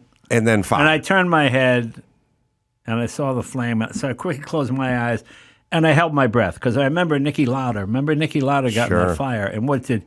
He breathed in, he scorched his lungs. Right. So I said, okay, I'm not a panicky person. So I just said, that's it, Dave, I'm on fire. Dave, I'm on fire. And he pulled me out. And then it was okay. You were under the car. I was under the car. He pulled me out, yeah. And do I know Dave, by the way? Dave Kalaki, the big guy, transmission guy. Best Allison transmission guy you're going to find, yeah. Well, I was looking for a new Allison guy, so yeah, well, he's there the you guy. go. Dave's the guy to do it. Yeah, not the guy to kindle the hearth at home, perhaps, but if you have an good Allison... guy, if you catch on fire, you want to have Dave around, yeah. But if you have an Allison I probably would have lost transmission- this eye if it wasn't for Dave. Really? Yeah. Because he put his hand over my face, and my face was on fire, so that burned his whole arm. So he got really? He got a bad burn also. So I thought the reports were an ambulance picked you up, the fire department showed up, but you drove yourself. No, the ambulance, the fire department with the ambulance came to the garage, and they took me to St. Joe's. Oh, okay. Yeah, and then I drove myself after that. You drove yourself back home. Yeah. Why did they let you leave St. Joe's? Well, you can't make somebody stay if they don't want to stay. I said, guys, I'll be back, I promise. But didn't they say it could get worse, or there could be some scarring or some issues or infection? Yeah, I guess there was some talk of that, but it was all right. It turned out to be all right. And when you went home, then were you in exquisite pain because you burn your pinky and it'll keep you up at night? Yeah, it's it's tricky. as I tell people, it's better than a broken leg. At least I'm not hobbling around. I mean, pain you can deal with, and you go, okay, just calm down, and it was okay. It was okay. I mean, once I got to the burn center, and I started treatment, it was actually your face is just wrapped in like a helmet for like 9 days, and you're in the same room for 9 or 10 days. That'll drive you a little crazy, but. They were wonderful. It's a wonderful hospital. It's probably the best burn center in the country, actually. What do they physically do to get you looking certainly? Well, I don't want to say certainly, but a little bit younger than you looked before the burn. The fact that I have smooth skin, pouty lips, and a tight butt has nothing to do with the fire. That was purely coincidental at the hospital. Well, it looks like you've had surgery. A peel. As women pay a lot I did have of money a for peel. I showed you that picture where they take a circular saw, it's like the size of your hand, they put it on your face, and they literally remove your face and put new skin in. Where do they get the skin? It's taken from dead comics. Like this whole arm, this is all red buttons. Really? This whole arm is red buttons. Yeah, this is all red buttons. I got a little Shandling, some John Panette, a little bit of, because they want to make sure the DNA it's comic to comic, Yeah, John Panette had a lot of extra skin to go around. He did. God rest his soul. Yeah, we were going to make a car cover of what we had left. Winnebago. Yeah. So you're in the hospital now, which probably drove you nuts because you're one of these people that wants to be with your stuff. You want to go do your work, so on and so it's funny. forth. I thought it would be, but it wasn't that bad. It's like during COVID. I never thought I would take like 6 months off and just sit. Mm-hmm. But then I realized nobody else is working either. So it's not like, you're in a competitive business, and it's usually if you're sitting, somebody else is working. Right. But nobody is working. So, I was fortunate these things happened near the end of my career, not the beginning. So you can kind of deal with it, makes it a little easier. Did you have that sort of, I guess there's two types. I don't know. Some comedians just want to go out and do comedy for the sake of comedy, and then others are a little more competitive. Like you're thinking, what are my contemporaries doing? Oh, he got a shot on the Tonight Show. No, I never thought that. To me, you can't think. I was lucky when I started in Boston. For a year, I was the only comedian I knew. There really weren't any. It's not like today where everybody wants to be a comic. When you went to the clubs. There weren't clubs. There were nightclubs, and they usually had like Bud Friedman always used to say, 3 singers and then you, because it was all Broadway singers, and comedians were fairly rare. So so consequently, I didn't really feel competitive. I would watch comics on TV, and then when they were coming to Boston, or I'd contact them and say, I'm a comic. You guys should stay at my house. That's how I met Billy Crystal. That's how I met Rich Lewis. That's how I met. Freddie Prince, all those. Everybody stayed at my place when they played like the Playboy Club in Boston, So I got to be friends, but I never judged my success against other comedians. I would see new people come in, they get up at the Improv, and they get a few laughs because they're new. And then they're following Robin Williams and Letterman and just all the comics, and they would get all depressed, and they go, well, you can't. Just go at your own pace. You can't judge yourself by somebody else. So, I was thinking about your reaction to being set on fire, and then always thinking about your reaction in the Hemi under glass wheeling funny car where you rolled over and seemed to you're immediately concerned about the driver, and you sort of were non-frazzled by it. And we may share this. Do you have a kind of a detuned wiring in that? And somebody was just telling me about a story about, you're driving down or you're walking down the street and a car backfires, and a large percent of people jump, but then there's some people that don't jump. Because they think it's 1949, because cars haven't backfired since true. About 1949. That's my favorite thing in L.A. when I heard it, I thought it was firecrackers. First of all, gunfire is way more prevalent in L.A. than firecrackers. Firecrackers you hear once a year. Yeah. Gunfire you hear every day. And it's February. Oh, I thought it was firecrackers. Really? Really? I know. It's so sad. But would you tend to jump? Are you wired that way? I'm not a jump guy. In fact, I have a funny video. I was sitting on a steam car. My friend Dave was doing something, and it just a loud boom, like boom, just blew all the insulation. And you see my friend Jimmy just running at 100 miles an hour away from the car, and I was sitting on the car because once it goes off, there's nothing you can do. Right. So you just have you're kind of detuned that way. Well, I don't know. I'm just not a panicky person. Right, but it's not just as it pertains to being set on fire or rolling a funny car. It's a kind of a way of life for you. Well, I don't know if it's a way. I don't think of it as a way of life. Well, I don't mean it's all you think about. What I'm saying is there's some people, if they came home and the pool had a big crack in it and drained down the hill or something, they start screaming, "My God, what's going on?" You know, yes, I know those people. You wouldn't have, you wouldn't have that reaction. No. And do you think that translates into going out on stage, or at least did early? A lot of people are bundles of nerves or up in their head. You've always been a very relaxed performer. Was it always that way? Well, I'm a relaxed performer because I realize nobody cares.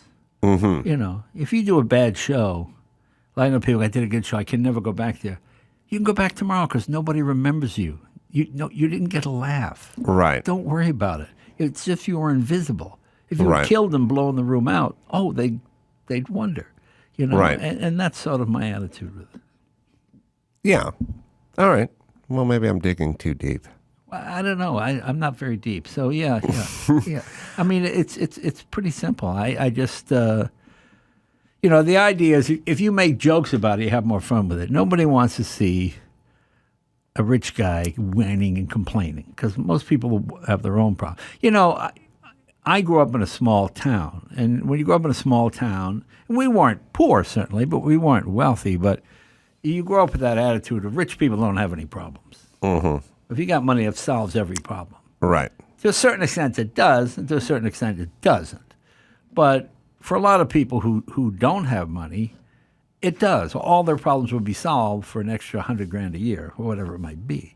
You know, so the fact if something happens to you, they got their own problems to worry about. So you make fun of your problems or your situation so they can at least have a laugh at your expense about it. You know? So you spend your first night at home in your bed. Yeah. Is your wife horrified? Is she telling you need to go into the hospital? Yeah, because my face is now stuck to the pillow. Okay, so I'm peeling that off. Right. Well, I'll tell you the funniest one like that. One day I'm asleep. It's like 2 o'clock in the morning, and I put my hand, and my hand's all wet. And I go, "What's that?" I go, "Did I wet the bed? How old am I?" So I turn on the light, I pull on the cover, and the whole bed is covered with blood. And I go, "Okay, what's going on?" And I look at my leg, and a vein popped out. And it's going, it's like spraying blood. It's just spraying blood everywhere. Oh, jeez. So I put I grab a sock and I tie it around it, right? Because we got white carpets. That's all I use. So I'm trying to I said, I got to get to the bathroom without ruining the carpet. So I tie the sock around. So I go to the bathroom. I stick my foot in the toilet trying to figure out what's going on here. And I wipe it off. And by this time, my wife wakes up. I'm gone. And the whole side of the bed is covered with blood. And now she's going, "I'm in here, honey. It's fine. Who attacked? Nobody attacked me." And I somehow a vein had just burst on my leg. And I mean, I went to the doctor the next day and I got it taken care of. But yeah, it was the same kind of thing. It wasn't a panicky situation. It was just, oh, what's going on? You know. But you looked a fright, as they say. Yeah. And did you just go to bed that night? Well, when I tied it off, yeah. Oh, I don't mean the vein. I'm sorry. I'm back to your face at that point. Yeah, I went to bed. So I went to bed and I woke up next morning and my face was kind of stuck to the pillow. I'm like peeling it because I said, "Oh, okay." I said, "Honey, I'm going to the hospital. I'll have one of the guys get you in." And we brought another bed in for her, and she stayed with me when I was there. That's sweet. Yeah, it was great. We had a fun time. You guys been married since 1980? Yeah, 43 years. Very un-Hollywood, very un-comedian-like of you. Not really. I find comedians either get married a long time or it's just bouncing off the walls. But I think for most part, Rickles was married a long time. Who else? Well, just a lot of Billy Crystal. John Panette. Was Panette married? I don't know. I don't know. No, but Call I mean, back. so no, I don't think it's any more. I think comedians actually stay married longer than other people in show business. Mm-hmm. And certainly probably more than actors, directors, writers. My wife is always a good audience. I can try jokes out, and she gets it and thinks it's funny. The idea you have to marry a woman that's funny. I remember it was a couple months ago. It's in the middle of the night. My wife tapping me on the shoulder. She goes, "Honey." I go, "What?" "I love you." I said, "You're having a nightmare. Go back to bed." And she thought that was like the funniest thing. I mean, she just thought that was the funniest thing. And it just made me laugh. Are you romantic? Do you celebrate anniversaries? Yeah, Do you buy jewelry? Just had my anniversary. Well, no, I bought her all the jewelry. There's no new jewelry in the world left to get her. So we usually, she works a lot with women in Afghanistan and stuff like that. So I gave her scholarships for a bunch of girls. She would find these girls in Afghanistan and we'd send them to college. How'd you guys meet? She's in the audience. I lived with 5 women in my life, and all of them were born on the same day.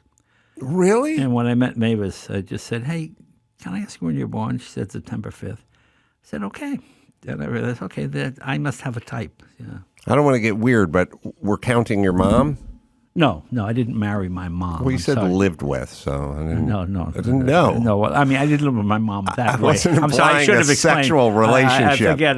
We're incestuous Hollywood. You lived with 5 women before you got married? Over the course of years, But you weren't old, 43 years I was ago. 30 when I got married. Yeah, I'm just saying that's 5 women. Yeah. Every couple of years, yeah. Okay. Yeah. Were you a bit of a ladies' man back then? No, not at all. Not at all. But 5 women all born on the same. They just happened to, I'll tell you a funny thing. One day I had Kathy Geithwhite. Remember her? She drew Kathy, the comic strip. Yeah, Kathy, the comic strip. And I'm talking to her, and I said during the break, "Look, I'm not hitting on you. Please don't take this the wrong way. But I wrote something down on a piece of paper.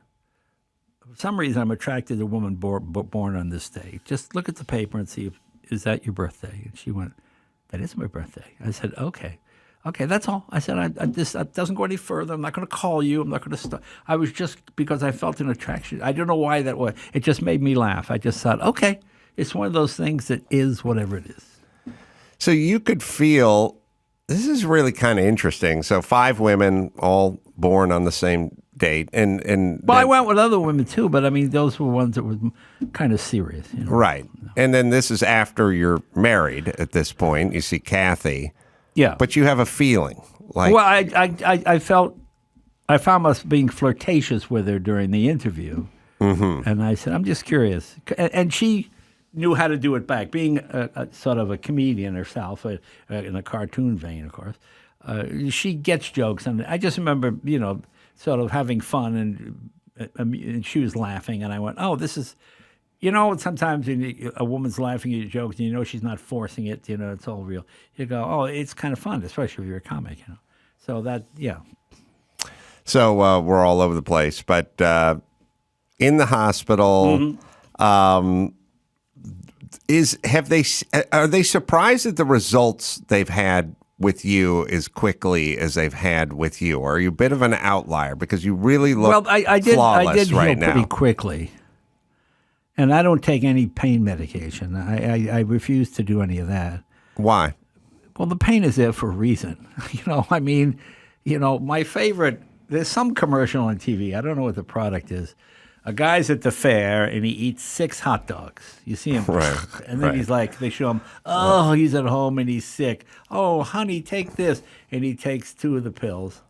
And then the end of the commercial, he's at the fair eating 6 hot dogs. Go, "What are you doing? It's not to teach you how to eat more hot dogs. It's telling you stop eating the hot dogs. That's what the problem is." So to me, I just figured it was just better to live with the pain. Okay, this is as bad as it's going to get. Let's just see how, okay, this is not that. I don't need to take anything. I'm just not that, I don't know. I remember when I first came to town, I went to I was broke. I had no money, and I went down to the unemployment office. Come and said that you can get money there. What year is this? Oh, this is 71, maybe 72. And the woman said, "Did you look for work this week?" And I looked at her. I said, "Oh, no, not hard enough. Yeah, you're right. I'm sorry. I'm sorry." And I couldn't bring myself to go back. And I'm proud I didn't go back. I didn't take the money. I just felt better. Yeah, I agree with you, especially on the guy and his overconsumption of hot dogs. And I agree with you, your body's kind of telling you something. Yeah. But it does make you stronger, doesn't it? Once you're sprayed, yeah. It does make you stronger. I mean, when your face is burned and then it begins to tighten, you just feel the strength coming back again. And it's kind of a cool... I mean, I don't know. Are you most alive right before you think you're going to die? Is that probably true? Is there anything to that? You kind of makes you appreciate, okay. Well, you said you weren't that deep 5 minutes ago, but I think you just went to the deep end, Jay. No, this is... But I get many people who are recovering addicts, and they go, I can't go there. And then I agree with you what you say about the hot dog, but the being sprayed in the face with gas and sort of not your own fault, I don't know if there's lessons to be learned from it, but you're in the hospital. I think most people would take the Vicodin at that point. I don't know. I consider a personal victory not to. Yeah. I mean, if you don't have to. I mean, obviously, if the pain had been unbearable, then I might have done it. Well, I think it may have been unbearable to some people. Well, that's possible. I mean, I do have a pretty high pain threshold, but that's okay. So, but I mean, there are other things. If you had asked me to spell chrysanthemum, I would have taken it for that because I'm dyslexic and I can't spell. But no, not for this. And my attitude was, look, at least it's not a broken leg. Then it'd be hobbling for 12 weeks. This way, I'm going to be riding motorcycles next week. I'll be fine, Did you get diagnosed with dyslexia much later in life? Wasn't when you were young, was it? No. When I was a kid, this was the cure for dyslexia. Smarten up. Right. Smarten up. Just get whacked in the face, I mean, I never heard the word till I was like 19. Oh, I just assumed, okay, I just kind of turned things around a little bit. So I didn't use it as a crutch or anything. It just, I was considered dyslexic as well, except for I'm not. I just never learned to read or write. Oh, yeah, that's that'll slow your roll a little bit scholastically as well. But I also kind of wonder if that's where the mechanical stuff comes in, because I didn't want to read and I didn't want to write and I didn't want to sit and do any of that. I wanted to get my hands onto something. Right. And I didn't know if it was the inability to read that pushed me toward the garage or the garage was just beckoning. Well, I was very lucky. I came from a small town where you had career teachers. I mean, here in L.A., you meet a lot of teachers that are teaching while they're finishing their screenplay or whatever it might be, But I remember I had an English teacher, Mrs. Hawks, and she, one day she stopped me in the hall and she said, "Come here, Leno, come here. I always see you screwing around in class and telling jokes." And she said, instead of writing a paper for my English class, why don't you give a talk? You give like a 10-minute talk on something. And I said, oh, okay. So for the first time in my life, I actually went home and enjoyed doing homework. I practiced it, like a routine, not very good, but okay. And I gave the talk. Oh, I got an A. And my mother was thrilled I never got an A. And it was like, oh, and she said, you ever think about being maybe a comedy writer or a comedian? I went, oh, no, not really. I mean, we live in Andover, Massachusetts. There's no place to be a comedian. She said, well, you should think about that, And she really gave me the impetus for that, she died very young of breast cancer, and we set up a scholarship in her name and stuff like that. And but I was just very fortunate. I had very good teachers, so that was a big help to me. That is especially back when. Yeah. I mean, a teacher, your kid was supposed to be seen and not heard, and there wasn't much of that. I didn't grow up in Dickensian times. It wasn't, yes. We were hunter-gatherers and, no, I mean, it was a school, Yeah, I mean, what I'm saying is that's a much newer thought. The teacher gets involved and sees things in the student. Well, no, not really, because the late 60s was when all that was starting. Yeah. I mean, I remember Mrs. Hawks had a whole class on Frank Zappa. Oh, boy. and talking about these lyrics and songs. What do you kids think of, and having discussions. So it was fairly progressive then. Oh, that's interesting. Yeah, It's the yeah. beginning of that movement. Yeah, well, yeah, that's sort of when it started. What you would have probably stumbled onto that on your own in pretty short time being a comedian. Well, but probably I might have, but who knows? You never know where. I'm a great believer in just pick a road because it'll just as long as it takes you somewhere, and everything that I have or I get it seems to be because I did something else. I chose to try something different or something new, and it usually leads to something positive. yeah, I think you get up and you just go to work and you get busy and things start to happen. Right. As opposed, I think people, especially in this town, spend way too much time plotting. Yeah. Versus just doing, and things magically have a way of working out or opening up when you're just moving I see this forward. with comics all the time. They're more interested in impressing the other comedians. Like I meet comedians, I'll say, well, every time I go to the Improv, the Comedy Store, I do a different show every night. Yeah, but you get no laughs. I mean, it's a matter of just do the stuff that works. You tape your 20-minute set, listen to it, and realize you only have 4 minutes of really funny stuff. So just do the 4 minutes and then add 10 or 15 seconds on a week or whatever it takes until you can build the whole thing up. But I always meet people they're so they're so trying to impress the other comics in the room that they wind up losing the audience. Yeah, there's a little bit of a trap being the comedian's comedian because it, in a way, sometimes means you're not the audience's comedian. That's right. You wind up being not the famous guy. You know who Joe Ancis was? No. Joe Ancis was a muse. He was a muse for Lenny Bruce. He was a muse for Rodney Dangerfield. He was what we used to call a table comic. You would go to in L.A. at the time, it was Cantor's or Nate Now's right. Deli, and comedians sit around late at night. And Joe Ancis was a guy who would tell the funniest stories and Right. have funny little analogies and phrases. And Joe, can I have that? Man, I love that. Joe, can I have that? So Lenny got a lot of his personality, and Rodney to a certain extent too. I knew Rodney before the No Respect. Mm-hmm. He was just a comic, and he used to do bits. I remember one he had that was pretty funny about.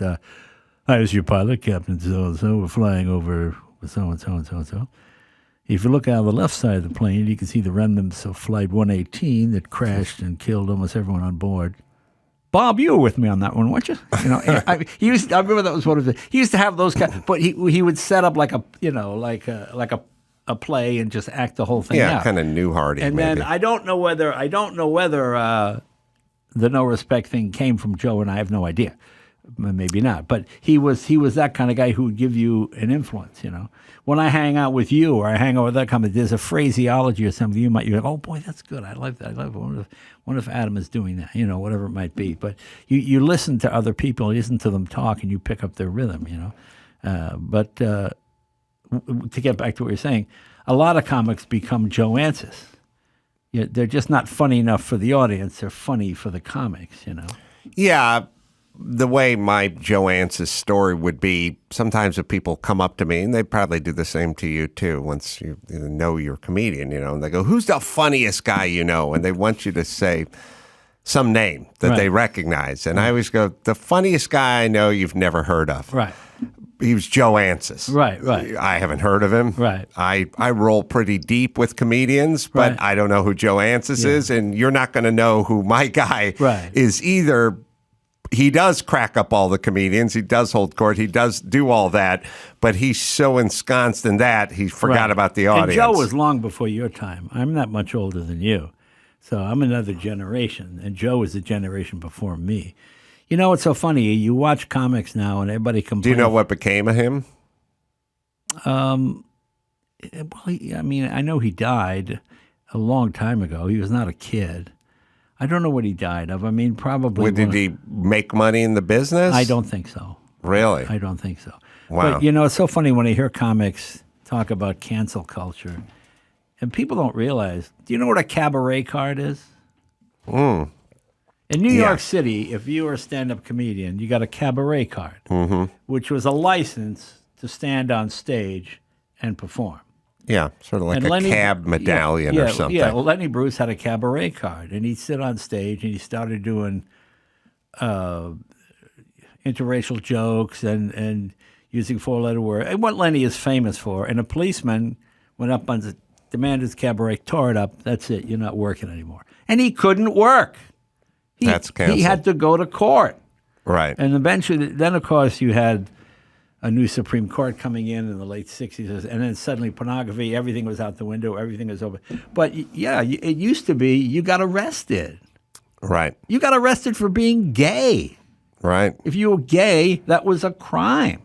If you used four-letter words on stage. I remember Abby Hoffman came to the Boston Common to speak at the height of all of Vietnam and everything, and he used the F word through the microphone, which had never been done. It might have been done, but certainly not to this extent. And on the Boston Common with the microphones for 20,000 people, and the cops went up and he got arrested, Yeah. Yeah, I remember walking down the street. I went near the Paramount Steakhouse on Charles Street in Boston, and an interracial couple, black guy, white girl, come my way. A cop stops him and goes to the black guy, "You walk that way." To the white girl, "You walk that way. I see you two together. I'm arresting you. You understand?" And of course, they split and hook up. That's Boston 2017. I got news for you. Yeah, but I mean, yeah, it was a different time. Yeah, with real consequences. Yeah. And now we talk about, microaggressions and stuff like Yeah, that. But yeah, these were overt aggressions. Yeah, that's hitting the head aggression. I met my friend Amos Tucker. We were on the same thing. We're on our way to go hear Abby Hoffman speak. Cop goes, "Hey, hello, where you going?" And I said, "We're just going for a walk, officer." And Amos, "We're going to go see Abby Hoffman talk about the." So the cop, "Oh yeah, you think you'll do?" "Yeah." And he raised his nightstick, and Amos says, "First of all, you can't hit me with that stick because of the Constitution." Blah. And this cop just beat the crap out of him. I go, "Amos, I think, okay, thank you, officer. That's fine. Thank you. I'll get him home." I just beat the crap out of him with this nightstick. I go, "What are you doing? What do you mean he can't? What do you? Yeah, yeah."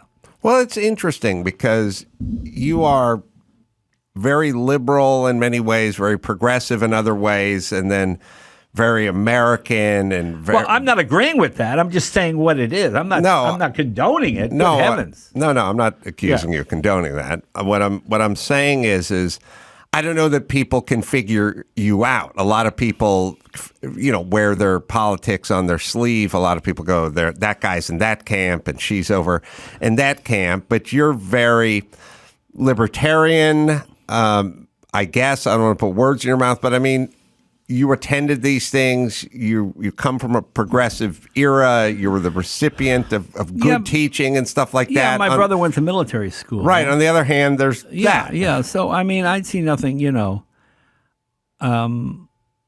I like the armed forces. I like the cops. I do benefits for Yeah, it's hard to pin. Now everybody labels you one thing or the other. For example, if you own a gun, well, you're also homophobic and racist. Well, that's not necessarily so. Right. So you can't sort of be pro-police and pro-military and pro-gay marriage in this new world order we're living in. I mean, obviously you can be, but it's just people look at you askance. If you, Well, I mean, you can be, but what I'm saying is we have to compartmentalize you into something convenient, and that's what ends up happening. All right, that sounds fine. So, and I think for you probably don't push politics out there because... something, I stopped doing politics in my act last year. I'm doing this game show, You Bet Your Life, and I sold it on the premise of there's no politics. We don't discuss politics at all. And I see people come on who I know I'm not going to agree with that guy. Right. But since it never comes up, I realize he's a plumber. He's got 4 kids. He's happily married, goes to church, lives a decent life. Okay, we just disagree on this one issue, and let's not discuss it, But I found trouble with doing politics is you say, today President Biden, and then the audience is waiting. Is this pro-Biden or anti-Biden? And they wait to the punchline before they decide if they're going to laugh, which ruins the whole premise of it. I mean, just Right. ruins the whole idea of the comedy is just that element of surprise of what the joke is, you know. So I just took those jokes out. You know, I use Rodney as my model. I said to myself one day, you know, I've known Rodney Dangerfield for 40 years. I have no idea who he voted for, what he thinks about any of the issues, because we just discussed jokes. Right. Just talk. Is this funny? You think this? Is this stupid? Is this too stupid? You know, and that's really what it was. And Rodney used every possible drug you could imagine, and I don't do any. But we hit it off great because all we talked about were jokes. You know? You won't even take an aspirin after you've been set on fire. No, I didn't take it. Well, that really doesn't do anything, actually, if you're on fire. I'm just saying, in contrast to Rodney's personal drug consumption. Like to say laughter is the best medicine. Actually, it's terrible medicine. It doesn't do anything at all. No, but the hyperbolic chamber, or hyperbaric, I should say. Hyperbaric, yeah, that works pretty good. That works pretty good. But you can only stay in it so many hours. Do you find, speaking of you and the big outpouring, so, you know, when you were in the hospital, everybody from all sides of the aisle and all over America and beyond all just reached out. Jay is an American treasure. It's basically that. All right. Well, you're a modest guy, but that was basically the outpouring that I experienced watching all the news programs and things of that nature.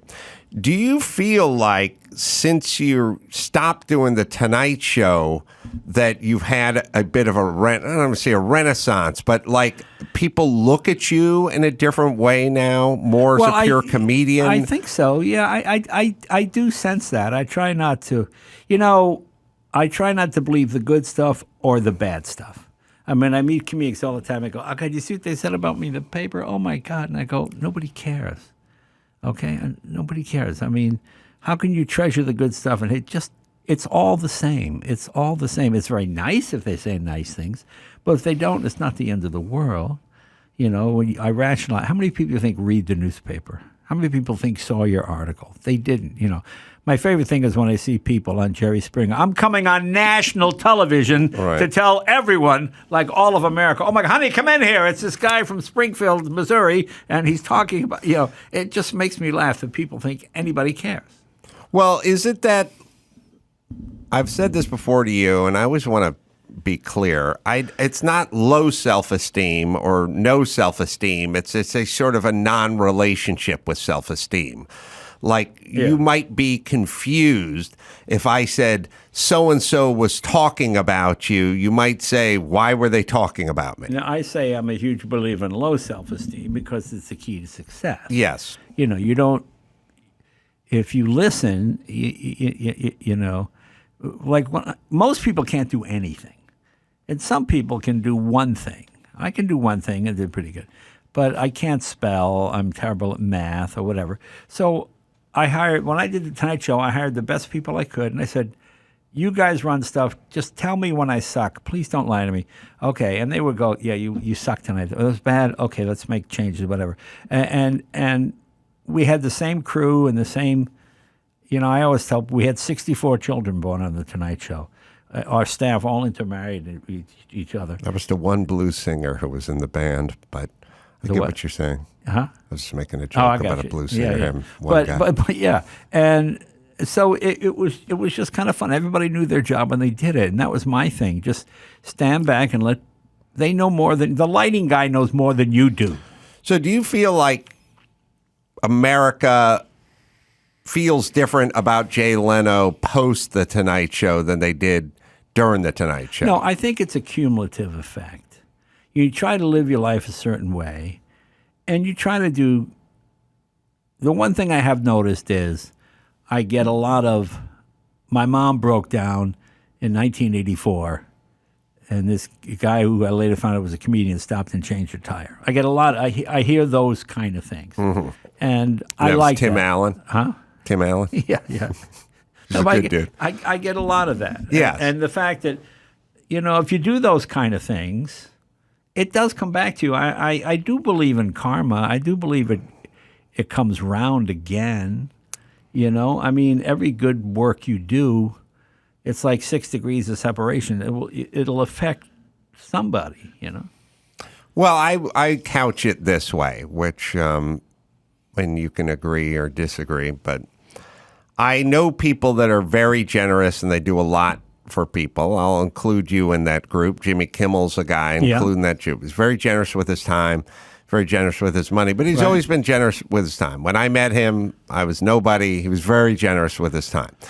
And I go, the guys I know who are the most generous and give the most away and have the most time seem to be doing the best. They seem to have. I think that's fair to say. And I don't want to turn it into a monetary thing, but if you do want to go down that road, they happen to be doing better monetarily than many of the guys that went to high school with who always want to know what's in it for me. Right. And I'm not going to do this unless I get paid. I think that's fair to say, sure. So you can call it karma, or you can just call it relationships, and karma, which is... It just seems like common sense. It does, but it goes against a lot of people who say, I don't want to do this thing unless I benefit directly and immediately from there it. are some people like that, but you realize you are benefiting from it. When I was doing the Tonight Show, I mean, there was a point I was making $30 million a year. It was like crazy. Okay, and that's a lot. Of course, that's a lot of money. And then the Tonight Show, things started to happen. Networks isn't doing what it was. And they said they're going to fire half the staff. I said, well, I said, how much money are you talking about? They said about $15 million. I said, cut my salary in half. Believe me, it's just my wife and I. We can live on $15 million. Please, it's not the end of the world. And they said, do you want to do that? I said, well, let's see what happens. And we kept everybody on. We had the best crew. It was great. I didn't have sandbags falling on my head. How many times you've been on a show and you meet people who go, I don't care if I get fired as long as that guy loses his job. I see such anger all the time. People get worked to death and everything. Well, I mean, the show, the venue, it takes on the personality of the host, just like the apartment takes on the smell of the people that are living in it. You open the door and you go, somebody's a cigar smoker here, and someone likes cooking bacon, and you can tell when I would walk onto the Tonight Show set, everybody was relaxed. It was all the same faces year in and year out. There wasn't a sense of fear or panic. Right. And so I knew that was a sort of top-down, trickle-down thing from you. Yeah, so I always understood that. Yeah, that worked great. It's amazing how well that works. Yeah, I concur. All right, let me hit a quick spot, and then we'll... all right, I'll wait here. Keep going. You wait there. BetterHelp. Well, this is what we're talking about. This show is sponsored by BetterHelp. Holidays can be tough. Family dynamics, financial stress, cold, dark weather, holiday season. You want to do something special for that person in your life. And let's make that you this year. Give yourself the gift. And how about you raise your spirits? Have someone to talk to and tell them how you're feeling. And you can do it yourself. That's right. With BetterHelp. Therapy is very important, especially in these trying times we're at. And as the world's largest therapy service, BetterHelp has matched 3 million people with professionally licensed and vetted therapists 100% online. Plus, it's affordable, so take care of yourself this year with BetterHelp, right, Dawson? Just fill out a brief questionnaire to match with a therapist. If things aren't clicking, you can easily switch to a new therapist anytime. It couldn't be simpler. No waiting rooms, no traffic, no endless searching for the right therapist. Learn more and save 10% off your first month at BetterHelp.com/Carolla. That's BetterHelp, help.com/Carolla. All right, quick break. Back with a little more with Jay Leno right after this. All right, so... I'm interested in this conversation and your candor, Jay. I appreciate you coming in here. And I guess for you, are you starting to open up more as you get older, or have you always been wired this way? If I interviewed you when you were 40, would it have been a different experience? I don't think it would have been a lot different, no. I think I've always been pretty much the same. Obviously you change, you don't realize it, but, it's something. I remember there was some rock star, I don't know who it is, who was a very progressive person now, and somebody he was English, and somebody had a video of him at some sort of riot that was on the news at the time, just yelling racial slur. And this guy watched it and he goes, "That's me, but I never said, I had no," apparently he had changed completely, but because he was 19 and, from a poor part of London, and, everything was everybody else's fault. And it was just fascinating. So I'm sure, I don't know whether I would have changed or not. It's not a question I should answer. Somebody else should probably answer it. But I don't think I would be. I think I'm pretty much the same. I've had the same sort of, the great thing about doing the Tonight Show is I could observe show business without being in it. I love Charlie Sheen. Charlie Sheen's a friend of mine. I don't want to be Charlie Sheen, but I enjoyed Charlie's antics, I mean, my favorite one time we have Charlie Sheen booked on the show. I get a phone call. We're down at rehearsal. Jay, Debbie goes, "It's Charlie Sheen." He's on the phone. "What? Charlie, you are?" Jay, man, I was in the limo. We got T-boned. I said, "You okay?" "Yeah, we're on the 101. We got T-boned." I said, "I'm okay. I can't make it." He said, "No, go home, man. Take care of yourself. I'm glad you okay? I'm glad you're okay. Great. Okay, good." I said, "Well, find somebody else." Okay. So I said, "Turn on the news. See anything about Charlie's accident, Nothing on. So I said, I dial, give me the number of the limo guy. Hey, hello. Hey, it's Jay Leno. Hey, Jay. I said, "Where are you?" "I'm out front of Charlie's house waiting for him to come out." "He hasn't come out yet?" "No." "You didn't get T-boned on the 101? He goes, "What are you talking about?" Stupid Charlie. So the next time I see him, I go, "What do you do? Did you really think you're going to get away?" It's like a kid going, "There's a monster under the bed." It's the most ridiculous lie that anybody could check at any time. And it just made me laugh. I just thought that was one of the funniest things I'd ever seen. Now, a lot of hosts would have been pissed off and said he can't come on for the next year or whatever. But it's not funny. I mean, just the idea that I got T-boned, the limo burst into flames, it's on the 101s, cars are everywhere. You'd think, this would be just the story of the century. All he had to do was say, "I'm sick, I have a cold." "Oh, okay." But just at the fact, this elaborate T-boned limo story, it like a child, it just made me laugh. It was very funny. What'd you drive here today? I drove a 1959 Fiat 1100 Millicento. 10,000 original miles, original paint, nice old girl. A lady bought it in 2006. She bought it in 1959.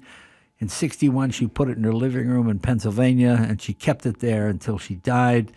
We pulled it out in 2005, and I got it. Is much of your appreciation for cars is the story, right? Oh, yeah, I got to have the story. That's the best part. Because, I'm always trying to think, there's a lot of guys that are Porsche guys, and then a lot of guys become Mopar guys. Yeah. And the problem with a lot of car guys is they pick a lane, pardon the pun, and then they become a little less interesting because they go, "I'm a car guy, oh, you're a car guy," and then you start talking to them, and they're just Mopar guys. Right, and then all of a sudden they become sort of boring to me. Yeah. Because they're essentially like saying it's like they say, "I love comedy," and then you go, "Oh, good, I love comedy. Let's talk." And they go, "Just prop comics." Oh, right. And now you're really limited to what you can talk about. I got a friend like that. I had a Hemi Coronet, 66. He goes, he looks at the blog. "Oh, this was made May 2nd, 1965. Right. Okay, great. I said, "Let me show you Duesenberg." "What's that?" Duesenberg? Right. No. German? No, it's American. It was the most powerful American. A car that any car enthusiast would certainly know. But no, all he knew was he was a Hemi guy. Right. And I've run into that frustration a lot because you start talking to them about they're a car guy, and you go, I got this 510 and Pete Brock worked on it. And they go, "I don't know who Pete Brock is, and I don't know what a 510 is." Right, and you're like, "I thought you were a car guy." "No, I'm a Hemi guy, Right. So it gets a little confusing. There's a motorcycle version, which is the Harley guys. Right, just Harley. That's all they know, and you can't talk to them about anything else. Right. And there's so much more. But every time I think of you, you're essentially the only car guy I know who's kind of a non-category all the way across the board car guy. Yeah. And I realize you're more about the story than the car, and that's why you have no category, because there's no category for a story. I mean, it doesn't matter. It's like, I don't want a story and a Hemi.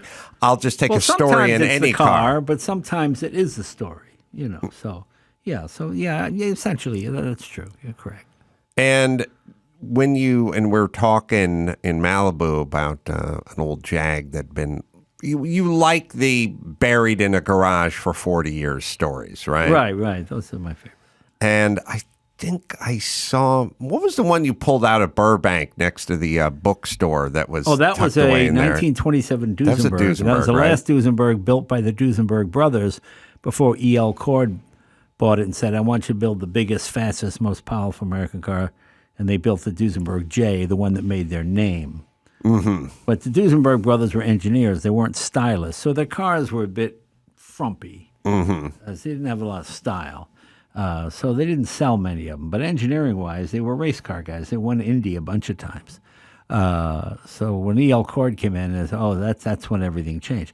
And this guy had bought it was called the Model X. It was the last Duesenberg built by the Duesenberg brothers before they built the Model J. And he bought it in Chicago in 1946, had it shipped to L.A., had it towed to his garage, put it in the garage, locked the garage, some minor earthquake, the garage shifted, and couldn't get the door open, right? The car was sealed for the next, I took it out in 2005.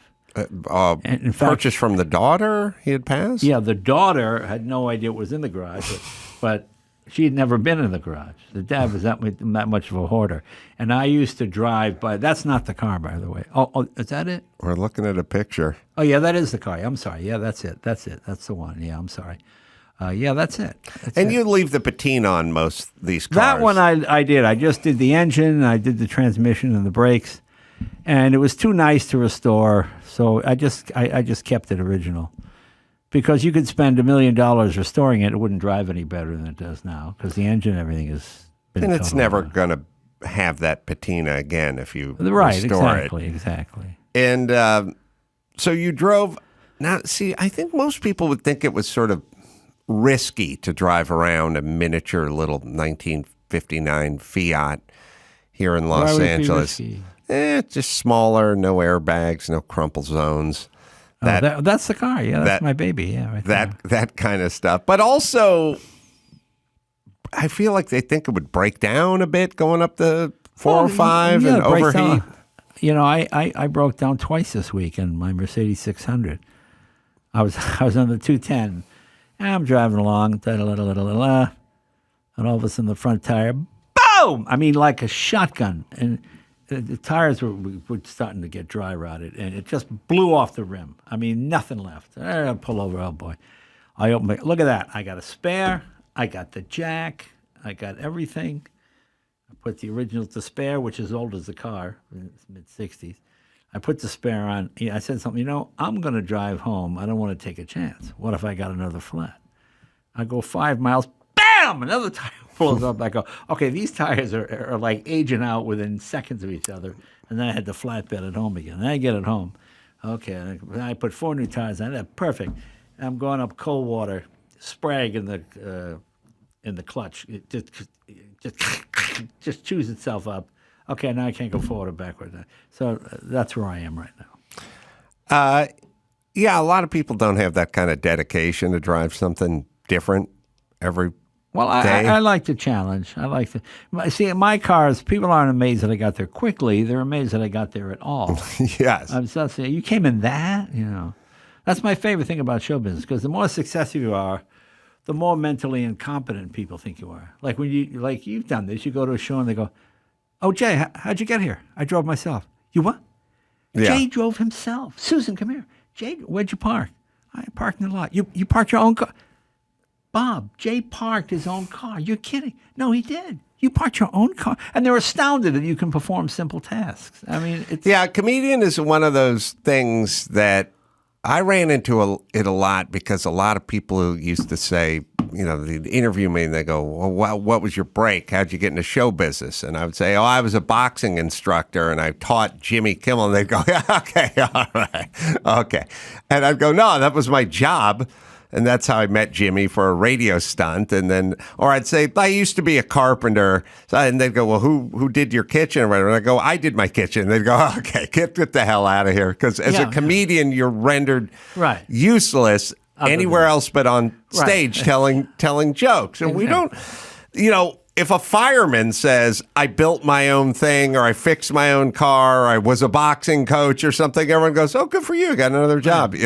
Comedians, we get laughed at, not with. But you are, I would say, you're not going to say, but I will say that you are more knowledgeable about cars and car history than about anyone on the planet, simply because most people, as we referred to earlier, sort of pick a lane and they become experts in Cadillacs or brass era cars or German cars or something. They become, and you could never know as much. Like when I was a carpenter, I could never be as good a framer as a guy who just framed houses, because I did finish work and swung doors and tile work, and you'll never be able to outdo the guy who's dedicated to one thing 24/7.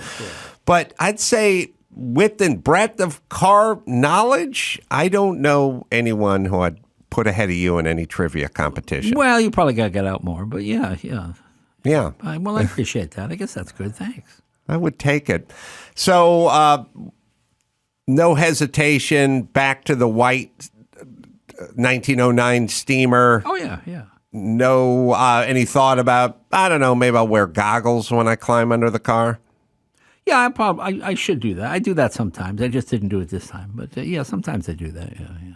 And maybe a shield or some gloves or something like that. Well, you know what's interesting? You tell me, sounds like something that's right up your alley. And this is something I've noticed, and I'm sure you have an opinion on this. I get a lot of guys come to the garage with their kids. And usually boys 6 to 9, Lamborghinis, don't see cars. And I've noticed in the last decade, maybe a little bit less, the kids come in and I go, hey, do you want to sit in it? No, it's okay. Oh, you sure? No, it's all right. And they're scared of their own shadows. I'm like, I'm not saying kids should be crazy, but I just remember kids being, Billy, get off, get away from there. And, running over and kids, especially boys, being very rambunctious and whatnot. And I see this sort of, to have an 8-year-old go, isn't that kind of dangerous? Yeah. Well, no, it's not running. If you want to sit in it, you can. No, that's okay. Well, I have many thoughts. Yeah. I'm glad you brought this up, because I was speaking about it last night, and I definitely want to hear your thoughts. When I was at the Malibu Country Mart, when I was leaving, I saw that Jay took a young man, I had to be a 6-7-year-old kid, and sat it in your McLaren. I hope that was your McLaren. Yeah, my P1. Yeah. So I was like, Jay just popped the door of a McLaren and put some kid in it. But you're telling him, grab the steering wheel and blah, blah, blah. And I just had this recovered memory of what you're talking about post about the last 10 or pre the last 10 years is kids would jump into every car, grab the steering wheel, and start shaking it back and forth, even if the car, wasn't running, as if they're being chased by the cops and they're Bonnie and Clyde, and they're going, they were simulating driving as best they could. Right. Smash cut to now, and the kid's scared to open the door and has to be coaxed into the cabin. Right. So something has happened. You're right. They were not only rambunctious, you had to yell at them to get out of the car, not you, but the dad would. Right. And stop sawing away at the steering wheel. I was talking about this last night. I'm trying to figure this phenomenon out. I have nephews. I have 3 nephews. I had one of them stay with me about 8 or 10 years ago. He was 16 or 17. And I was like, do you have your driver's license? He said, no. I said, do you want a driver's license? I'm thinking about it. I'm not that interested. I said, well, let me take you out driving. Let me show you how to drive. I was like, I don't think that'd be a good idea. Now, you could imagine getting hold of a 17-year-old Jay Leno, handing him a brand new Audi A7, telling him, let's go tear it up a little bit, and you waving that off. I have a 16-and-a-half-year-old son, same thing, doesn't have his license. I keep telling him, we got to get you signed up for this. Why do we have to? I've been talking to other parents who have teenage boys, especially, not interested. And it's confounding to all us old farts because, like, all I wanted when I was 15 and a half, I was counting the days. But it's funny because I remember my dad. My dad was not a car guy.